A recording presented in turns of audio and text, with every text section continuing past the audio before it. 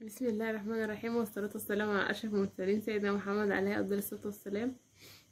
ما تستغربوش من الوضع اللي قدامكم ده، احنا بس ادينا ساعة فقررنا نعمل ايه، نظبط سحلب في الصالة. هنعمل سحلب وقلنا نغير كده ونعمل عندي بوتاجاز صغير قديم عشان ادفي المكان كمان. عشان ندفي المكان كمان. وقلنا برضه تغيير، فحددت كل حاجة بقى، هعمل كل حاجة في الصالة.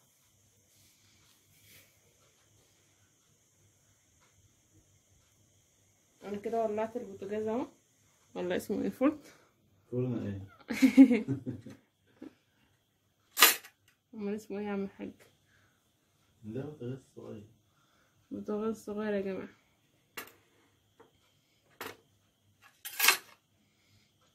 هنا اللبن اهو معايا، ومعايا السحلب.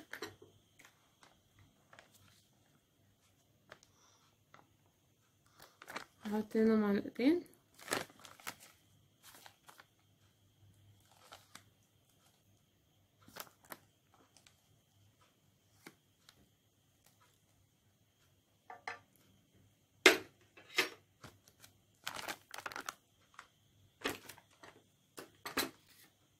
هحط هنا السكر.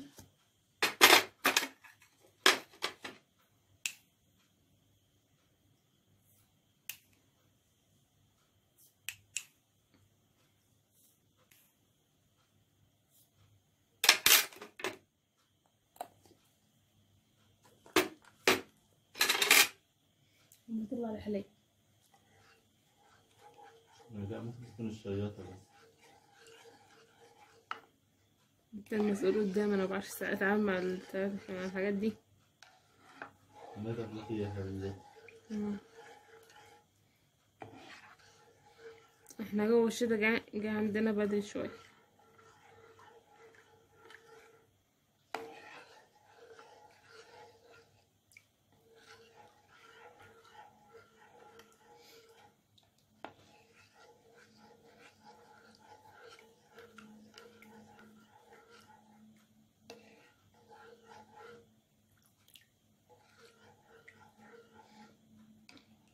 عملتوا السحلوب ولا لسه؟ ولا الشتا لسه ما وصلش عندكم؟ انا عن نفسي شربته مرتين في يومين ورا بعض. لا مستحيل. انا شتا الله يهنيك يا حبيبي. انا الشتا بيجي عندي كل يوم، طول الفصول،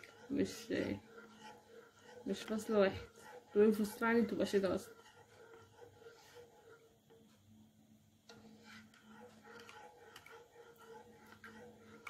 انا اخر واحده في البني ادمين بصيف، واول واحده بشتي.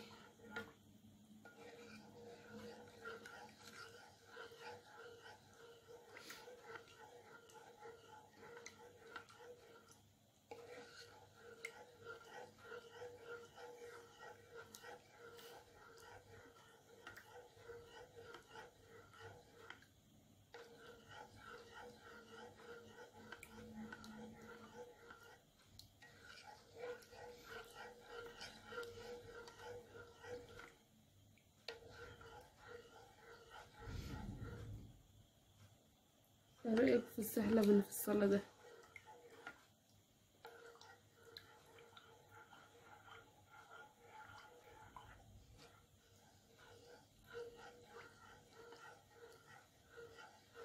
طبعا حلو يا رود.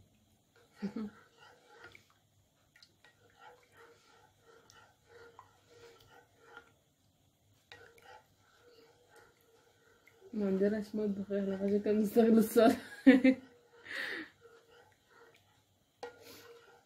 لا يعني البوتاجاز الصغير ده بيفكرنا بأيام زمان، لما كنا نحبه مثلا نتدفى وكده.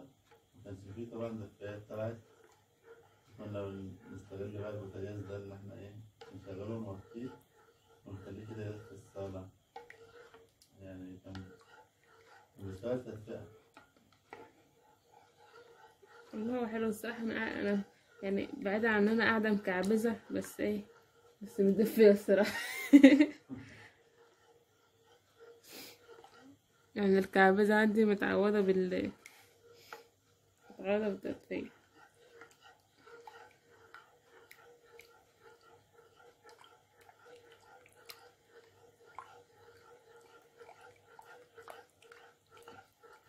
اول مره اجرب اعمل سحلوب في بيتي بقى يا جماعه.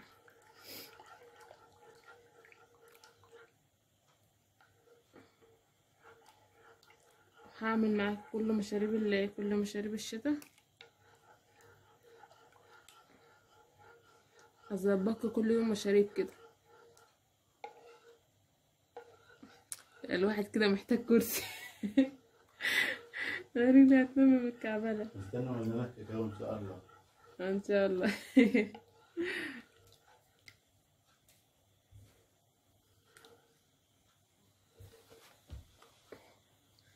لا خليه.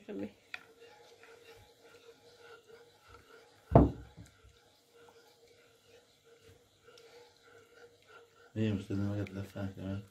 من نفسك برضه.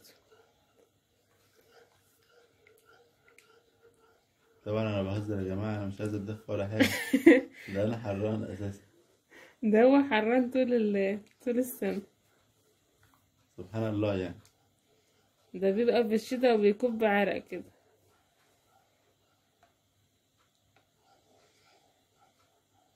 انا بقى عكس خالص، انا طول السنة سقعان. في الشتاء بقى ببقى متجمدة.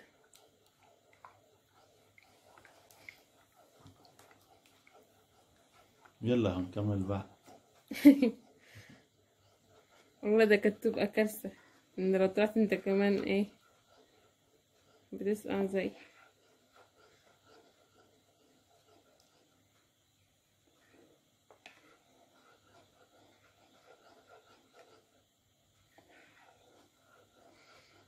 الاول كان السحلب ده كان بيبقى فيه زبيب وسوداني، مكسرات كتيرة كده. دلوقتي تلاقي فيه سودانيتين بالعدد كده، وشوية سمسم، ونادرا لما يكون فيه بشرة وكده. طب وانه احسن؟ وانا بالنسبة لنا أنا ممكن اكل المكسرات دي لوحدها، انما ما بحبش انا المكسرات في حلويات او في اكل او في كده.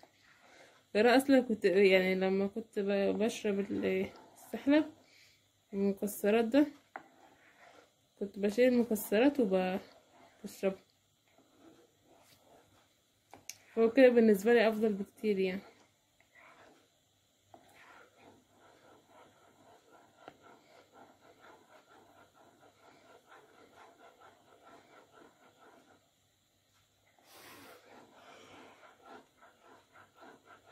انت كده التوفنة.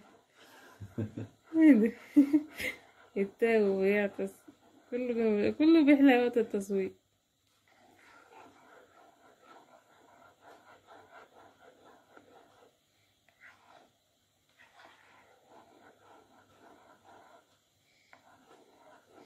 حبينا نشارككم بقى جو الشتا بتاعنا. جو الشتا كمان. حبينا نعمله حاجة جديدة يعني، بدل ما الطبيعي ان احنا يعني نقوم مثلا نعمل في المطبخ وكده. لا، حبيت نتدفى في الصالة بقى واحنا بنعمل كده، واحنا برضه بنتكلم معاكم. ان شاء الله في يوم تاني برضه هنعمل فيديو من على السطح ان شاء الله.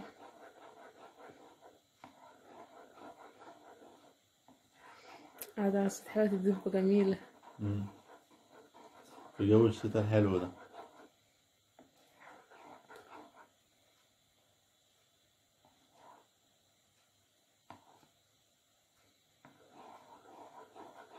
وخلاص السحلب قرب يتعمل اهو. خلاص هطفي عليه.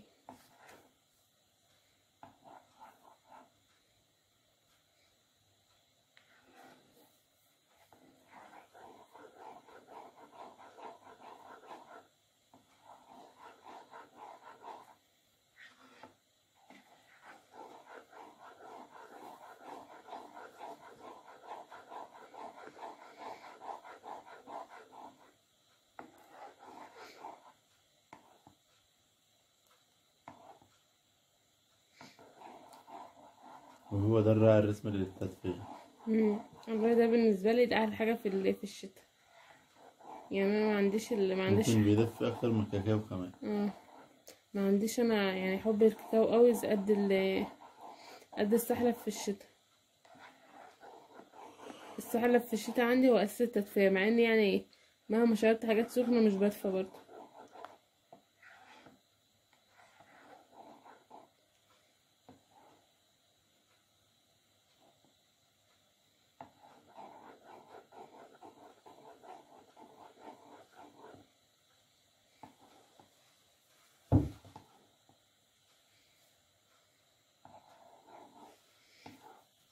كده خلاص الزحلة بتعمل معانا اهو. هنجيب بقى الكوبايات ونفضي كده بقى، نكون خلصنا السحلوب بتاعنا. سهرة سعيدة بقى وليلة شتا هنيئة. باي باي.